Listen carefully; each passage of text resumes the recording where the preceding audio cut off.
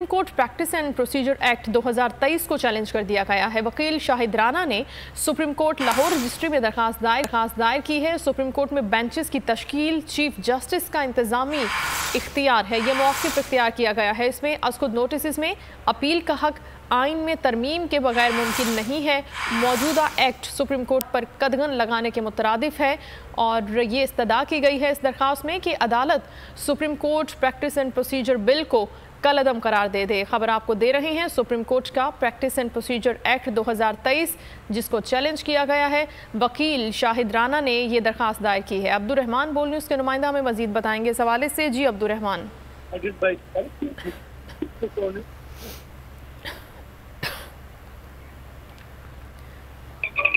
अब्दुल रहमान से इस हवाले से मजीद जानेंगे। जो दरखास्त दायर की गई है प्रैक्टिस एंड प्रोसीजर एक्ट 2023 के हवाले से लाहौर रजिस्ट्री में, अब्दुल रहमान अगर आप हम सुन सकते हैं तो इस दरखास्त के हवाले से मजीद बताइएगा। जी बिल्कुल, supreme court practice and procedure act 2023 को सुप्रीम कोर्ट लाहौर रजिस्ट्री में चैलेंज कर दिया गया है। मुकामी वकील शाहिद राना ने सुप्रीम कोर्ट लाहौर रजिस्ट्री में दायर दरखास्त में मौक़िफ़ इख्तियार किया गया है कि सुप्रीम कोर्ट में बेंचेस की तश्कील चीफ जस्टिस का इंतजामी इख्तियार है। आज नोटिस में अपील का हक आइन में तरमीम के बगैर मुमकिन नहीं। मौजूदा सुप्रीम कोर्ट के इख्तियारात पर कदगन लगाने के मुतरादिफ है।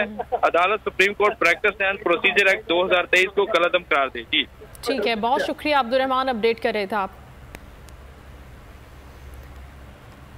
साबिक वज़ीर आला पंजाब उस्मान बुज़दार के खिलाफ आमदन से ज़ायद असासा जात केस। लाहौर की एहतसाब अदालत ने उस्मान बुज़दार की अबूर ज़मानत में अब